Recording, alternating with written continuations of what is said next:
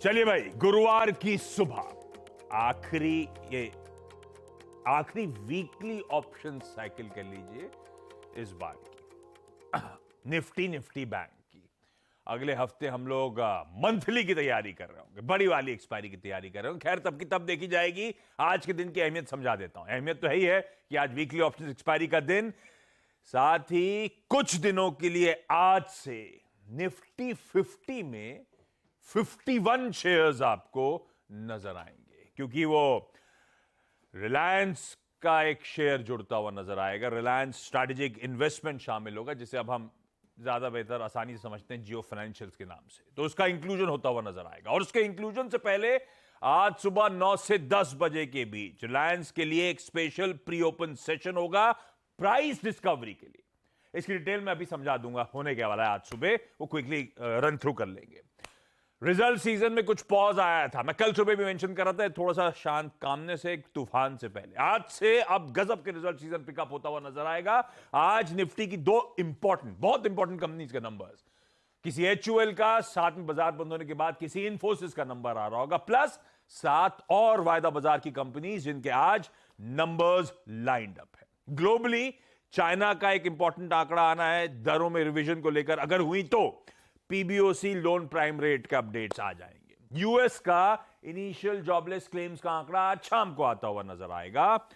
Parliament के monsoon, headline में mentioned है मॉनसून सत्र की, क्या इंपॉर्टेंट है उस पर मैं आगे आऊंगा शो में, लेकिन आज से वो मॉनसून सेशन की शुरुआत होती हुई नजर आएगी और कुछ वीकेंड की महक आना शुरू हो चुकी है। अब कौन सा दिन आपने कहा था सबसे इंपॉर्टेंट? थर्सडे। हाँ, महक तो आने लगती है मेरे लिए तो। खैर आज भी फ्राइडे सबसे इंपॉर्टेंट है, लेकिन ठीक है, महक तो आ रही है। अच्छा, इस बीच भारतीय बाजारों में अच्छी मजबूती। डायरेक्टर साहब ने लिखा था यूएस के बाजार 8 दिन से उछाल दिखा रहे हैं डाउ, तो हम भी 5 दिन से मजबूत हैं भाई साहब।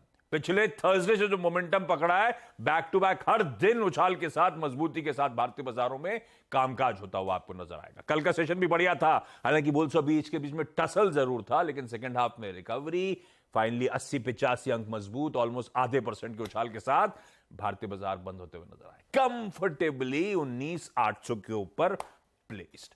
और उसमें भी आप एक बार निफ्टी की कंट्रीब्यूशन प्लेट दिखाएगी डायरेक्टर साहब, किस तरह के हैवी वेट, कोई ऑयल एंड गैस मेजर, कोई FMCG का हैवी वेट, कोई बैंकिंग का दिग्गज, कोई फाइनेंशियल्स की एक बड़ी कंपनी, इस तरह से वो कंट्रीब्यूशन प्लेट मिक्स आपकी स्क्रीन पर रह रहे के बढ़िया तरीके से सपोर्ट आता हुआ बाजारों के लिए। खैर आज के लिए संकेत गिफ्ट निफ्टी क्विकली स्क्रीन पर रखिए।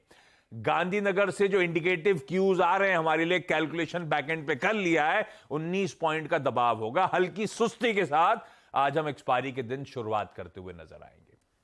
एशिया और यूएस भी क्विकली दिखा दीजिए। यूएस में था तो 8वां स्ट्रेट सेशन गेन्स का, पर अगर देखेंगे तो लार्जली कंसोलिडेशन टाइप फीलिंग थी ये आपकी स्क्रीन पे। और आज सुबह के फ्यूचर्स थोड़े से पस्त पड़ रहे हैं, प्रोड्यूसर साहब ने हाईलाइट कर दिया। अब तक रिजल्ट्स अगर तूल दे रहे थे तो रिजल्ट थोड़ा सा आज डिसअपॉइंट कर गए, फ्यूचर्स थोड़े से पस्त ट्रेड कर रहे हैं। ऐसे में नीरज जी समझ लिया जाए ग्लोब की कहानी, वीरू बताएंगे कैसे एक्सपायरी के दिन स्ट्रेटेजाइज करना है, और हर्षदा बताएंगे सारे important stocks in news. Neeraj ji good morning.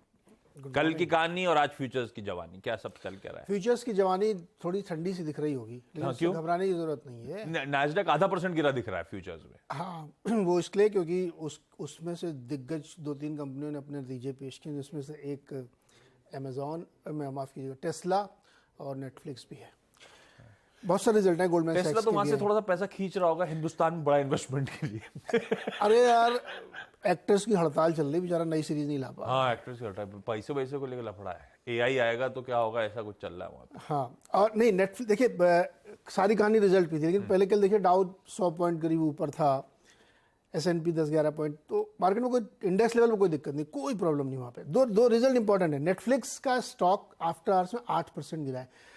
Change होता रहता है, इसलिए हो सकता है अभी आप देखें तो कुछ और आपको दिखे, लेकिन वो गिरा इसलिए क्योंकि उनके सब्सक्राइबर तो खूब बढ़ाए उन्होंने, लेकिन रेवेन्यू गिर गया क्योंकि वो पासवर्ड वाली जो क्रैकडाउन पॉलिसी उन्होंने की थी वो, प्लस बहुत सारा नया कंटेंट तो क्रैकडाउन तो इनके लिए अच्छा होना चाहिए नेटफ्लिक्स, अगले क्वार्टर से अच्छा होगा।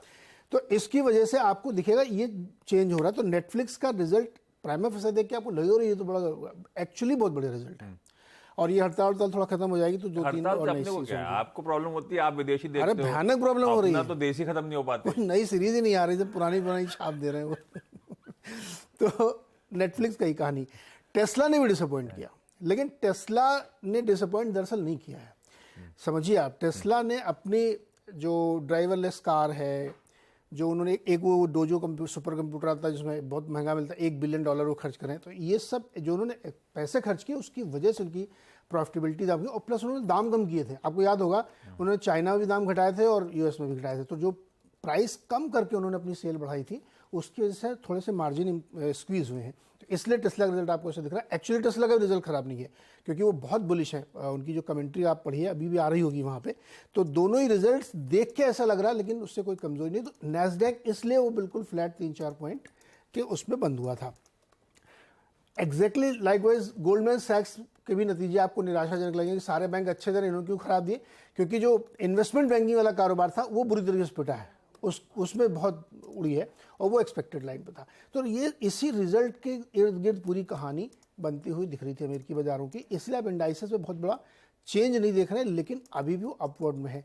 अब आते हैं इकोनॉमिक इंडिकेटर। इकोनॉमिक इंडिकेटर से जो न्यू होम स्टार्ट, मतलब जो कंस्ट्रक्शन का डेटा वहाँ पे आता है, वो थोड़ा सा नरम पड़ा है, तो इससे बहुत खुश होने की जरूरत नहीं है, क्योंकि जो अर्जी लगाई गई है नए घर बनाने वाली, उसमें एकदम से स्पर्ट आया है। मतलब बहुत सारे नए प्रोजेक्ट वहाँ पे लॉन्च होने वाले हैं, नए बहुत सारी परमिशंस ली जा रही हैं, तो हो सकता है अगली बार जब आंकड़ा आपको दिखे ये न्यू होम्स वाला, तो वो आपको बढ़ा हुआ दिखे।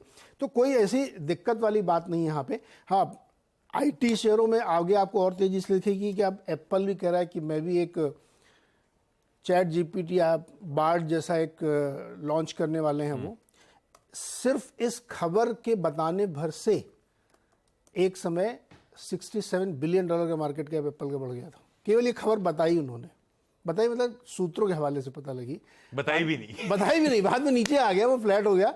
लेकिन आप सोचिए एआई का कितना जलवा है कि अभी एप्पल भी लेके आ रहा है, अपना पूरा डेवलप कर रहे हैं, तो बढ़ गया। तो लिस्टिंग से पहले हम भी एनबी फूड लैब्स में कुछ एआई का तड़का एक्चुअली कुछ मैं सोच रहा था तो अनाउंसमेंट करो, कुछ ना कुछ एआई का तड़का रहेगा।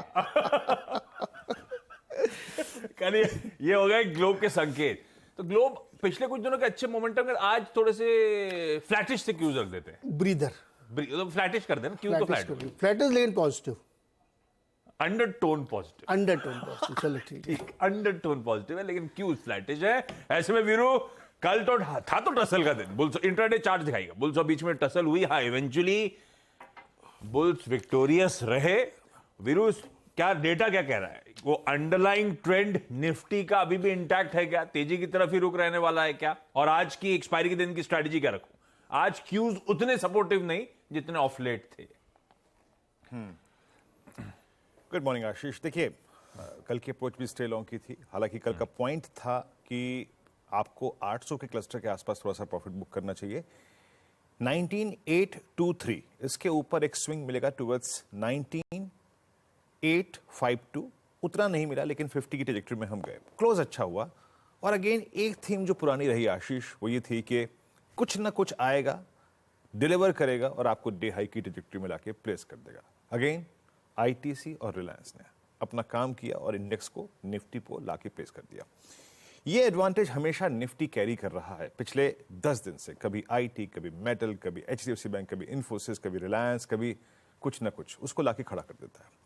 निफ्टी में स्ट्रेंथ है। निफ्टी बैंक में कल ट्रेड नहीं मिला, लेकिन एक बात याद रखिएगा, निफ्टी बैंक का क्लोज बहुत सही था, हायर लेवल्स पे सस्टेन करने की टेंडेंसी। प्लस जो चीज मिली वो थी पीएसयू बैंक्स में नया ब्रेकआउट, स्ट्रॉन्ग ओआई एडिशंस। आज की अप्रोच क्या रहेगी? देखिए कल के अगर आपके निफ्टी के लॉन्ग हैं तो उनको होल्ड रखिए। प्लस आज एक इवेंट है रिलायंस की न्यू प्राइस डिस्कवरी, ये ड्यूरेशन काफी क्रिटिकल है, उसी पे रणनीति आधारित रहेगी। आइए आते हैं उस पर। पहले इंस्टीट्यूशनल अप्रोच को देखते हैं आशीष। 2134 करोड़ रुपए की डीआईएस की सेलिंग, 1165 करोड़ रुपए की एफआईएस की बाइंग। एफआईएस ने करीब 459 करोड़ रुपए का इंडेक्स बेचा, 523 कॉन्ट्रैक्ट लॉन्ग काटे, करीब 2900 कॉन्ट्रैक्ट शॉर्ट किए, 2400 करोड़ रुपए का इंडेक्स स्टॉक फ्यूचर बाय किया, करीब 21,000 कॉन्ट्रैक्ट लॉन्ग किए। दैट्स इंपॉर्टेंट और गुड, अच्छा भी है। पुट लॉन्ग 90,000, 1,19,000 उसके against put short, that mean restricted downside, एक बेस को बाजार रिस्पेक्ट देगा जो कल का पुट राइटर्स का जोन है। लेके आइए जरा कॉल ऑप्शंस के स्टैट्स, और उससे पहले जरा निफ्टी के एफआईएस के पिरामिड्स को भी दिखाइए एक बार प्लीज। एफआईएस के लॉन्ग आशीष आपकी स्क्रीन पे, उनमें कोई बहुत बड़ी टर्बुलेंस नहीं है, अभी भी 93,000 की ट्रेजेक्ट्री में ये कॉन्टेक्ट्स खड़े हुए हैं, न सब्सटेंशियल इंक्रीज न कोई ड्रॉप, हाई लेवल से प्लेस्ड है, कोई बड़ी अनवाइंडिंग नहीं दिखाई दे रही है यहाँ पर। और जब 1,19,000 पुट शॉट आती है तो आपको लगता है कि हाँ कन्विक्शन है, स्टे लॉन्ग की अप्रोच रखिए। निफ्टी की कॉल पुट लेके आइए। देखिए इस डेटा में आशीष 20,000 की विजिबिलिटी है, not exactly for this weekly contract, अगले के लिए भी, लेकिन हाँ उसकी है। अब बड़ा कॉल राइटर 19,900 और 20,000 के स्ट्राइक पे है, करीब करीब आउटस्टैंडिंग वाइज 2,40,00,000 का इन दोनों कॉल्स में। नीचे जैसे कि मैं कह रहा हूं कि कल काफी स्ट्रॉन्ग पुट राइटिंग हुई है 19,800 19,700 पे, ये करीब 2 करोड़ का आउटस्टैंडिंग वाइज होल्ड करती हैं। पिरामिड्स आपकी स्क्रीन पे क्लियरली रिफ्लेक्ट कर रहे हैं कि आपको इसी जोन में ट्रेड करना है, इससे बहुत बाहर की नहीं सोचनी है। फॉर द टाइमिंग एक बड़ा सप्लाई जोन, कंसिडरिंग आज एक्सपायरी है आशीष, 19,900 एक सप्लाई जोन रहेगा, वहीं पे ये 2 वाइल्ड ब्लू डार्क कैंडल्स खड़ी हुई हैं और 19,800 700 एक स्ट्रॉन्ग सपोर्ट है। रिलायंस की जब प्राइस डिस्कवरी हो रही हो गई, वो ड्यूरेशन बड़ी क्रिटिकल है आज, और मैं कहूंगा कि ड्यूरिंग दैट टाइम, या फिर अगर गिफ्ट निफ्टी में थोड़ी सॉफ्टनेस है, ड्यूरिंग दैट टाइम अगर कोई भी आपको डिप मिले टुवर्ड्स बेस 1 आशीष, वो base 1 as a day trader आपको ग्रिप करने के लिए बहुत बेहतरीन होगा। और वो क्या है, करीब करीब 878 की ट्रेजेक्ट्री और 721 की ट्रेजेक्ट्री, ये ट्रेजेक्ट्री आपको मिले, माफ कीजिएगा ये 778 होगा, ये 878 नहीं 778 होगा, और 721 की ट्रेजेक्ट्री मिले तो आप इसको बाय कीजिएगा। और ऊपर RS1 वो कौन सा क्लस्टर है, वो है 19,886 19,922, रेजिस्टेंस की प्लेट लेके आइएगा, उस क्लस्टर में अपने प्रॉफिट्स को बुक कीजिए एज ए डे ट्रेडर। हमने क्या देखा अभी, 19,900 पे सबसे बड़ा कॉल राइटर खड़ा है, 19,900 पे सबसे बड़ा कॉल राइटर खड़ा है, तो प्लीज इस क्लस्टर में as a day trader profit book कीजिएगा। नेक्स्ट स्विंग चाहे वो इस वीकली कॉन्ट्रैक्ट में आए या अगले वीकली कॉन्ट्रैक्ट में आए, तब आएगा जब हम 922 के ऊपर सस्टेन कर जाएंगे। यह है निफ्टी पर अप्रोच। निफ्टी बैंक थोड़ा फंसा सा है, और लेकिन लीडरशिप कल ली है PSU बैंक्स ने। आपकी स्क्रीन पर आपको क्लियरली विजिबल है कि 46,000 जो पिरामिड्स आएंगे अभी, 46,000 प्लस 45,800, इस जोन में 2 सबसे बड़े कॉल राइटर खड़े हैं। कल हमारा क्लोज अच्छा था, बहुत वाइड क्लोज नहीं था लेकिन क्लोज अच्छा था। पिरामिड्स लेके आइएगा, 46,000 और 45,800 पे 2 बड़े कॉल राइटर खड़े हैं, और 45,500 पे और 45,000 पे 2 बड़े पुट राइटर। मेरी अप्रोच क्या रहेगी, पहली बात तो यह है कि बेस 1 अगर ड्यूरिंग द डे आपको कभी भी मिले, बेस 1 उसको ग्रैब कीजिए, 45,470 310, इस पे लॉन्ग को लीजिएगा। और अभी हमें एज पर दी स्टेट्स 810 970 इस क्लस्टर में अपने प्रॉफिट्स को बुक करना है, याद रखिएगा, क्योंकि 46,030 एक बहुत बड़ा रेजिस्टेंस पॉइंट है। अपने प्रॉफिट्स को कन्वर्ट करिए कैश में। नेक्स्ट स्विंग जिसे कहते हैं एक्सपायरी रेटेड स्विंग, वो तभी आएगा जब हम 46,030 के जोन को काट देंगे। But Ashish as a trader, अगर आप निफ्टी बैंक ट्रेडर ना ट्रेड कर पाए तो प्लीज PSU बैंक्स पे नजर रखिए। आशीष यह है आज की स्ट्रैटेजी, और बहुत क्रिटिकल होगा वो जो स्पेशल प्री ओपन सेशन है। क्या है क्विकली बता देता हूं। रिलायंस इंडस्ट्रीज की वो जो डीमर्जर होना था जियो फाइनेंशियल, आज उसकी एक्स डेट और रिकॉर्ड डेट है। जिनके पास अब कल खरीदा हुआ बुक्स पे है, उनको एक शेयर जियो फाइनेंशियल्स का मिलने जा रहा है। NSE की एक रिलीज आई थी 26 अप्रैल को इस साल, जिसमें उसने पूरी मेथोडोलॉजी जो थी इंडस्ट्रीज के ट्रीटमेंट की डीमर्जर के केस में बदल दी थी। उस कड़ी में होगा क्या, आज सुबह 9 से 10 बजे के बीच में एक स्पेशल प्री ओपन सेशन होगा रिलायंस इंडस्ट्रीज का प्राइस डिस्कवरी के लिए। आसान शब्दों में एक्स ऑफ जियो फाइनेंशियल बाजार उस स्टॉक को क्या मूल्यांकन दे रहा है।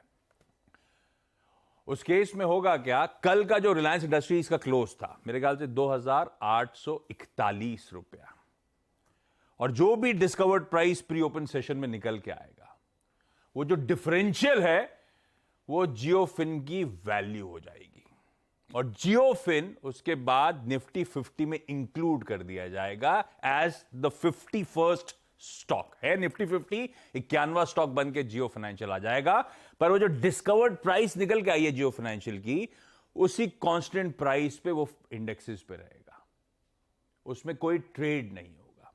जब वो लिस्टिंग होगी तब उसकी कहानी अलग। तो ये वो प्री ओपन सेशन है प्राइस डिस्कवरी का।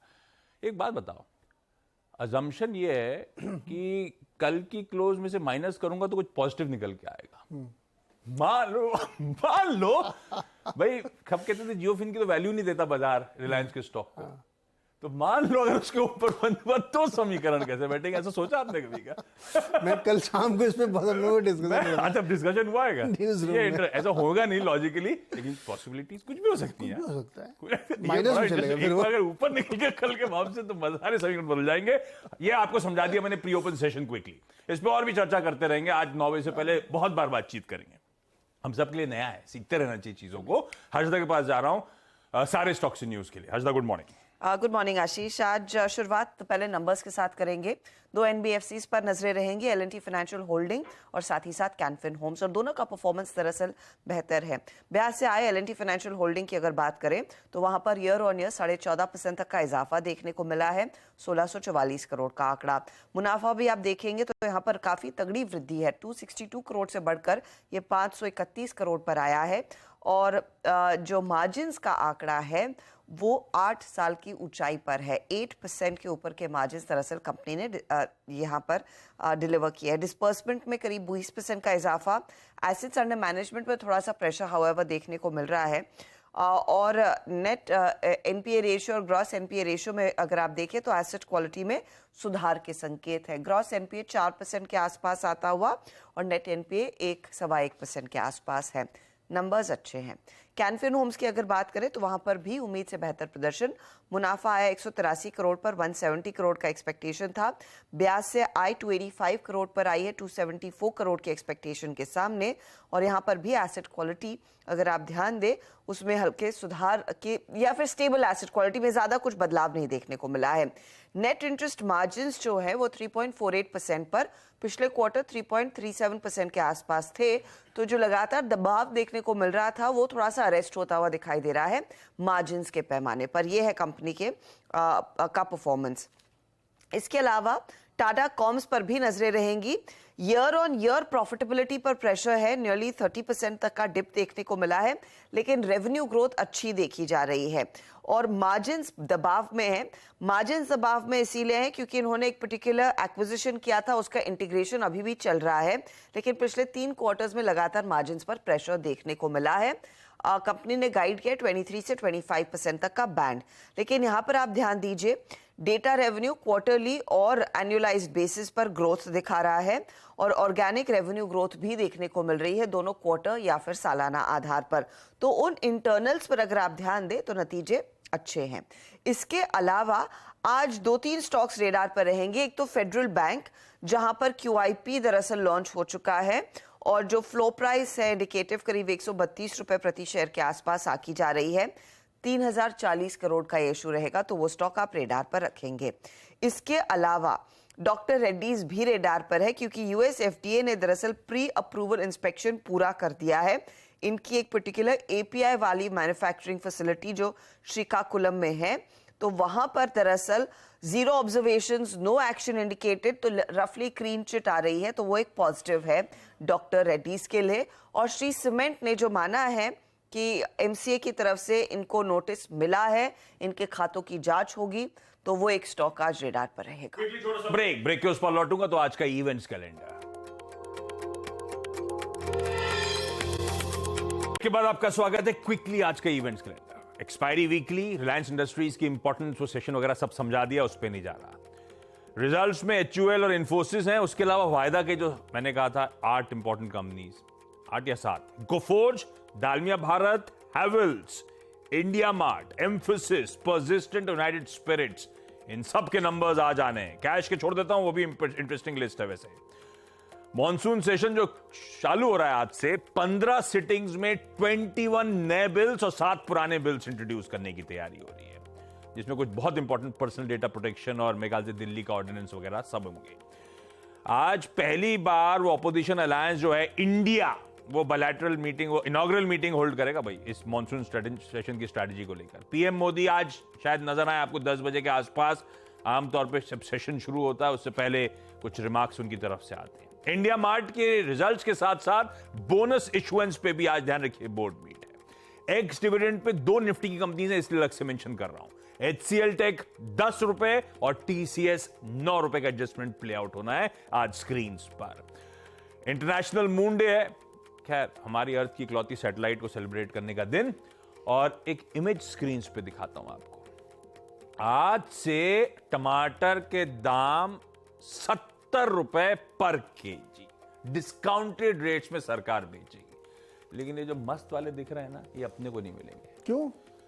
ये वीरू के चेहरे पे मुस्कुराहट आ रही है कि उन्होंने खबर पढ़ ली होगी। ये डिस्काउंटेड टमाटर जो है सरकार बेचेगी major consumption centres of Delhi, NCR, Rajasthan, UP और बिहार। मुंबई वालों में तो मुंबई में कुछ नहीं होता।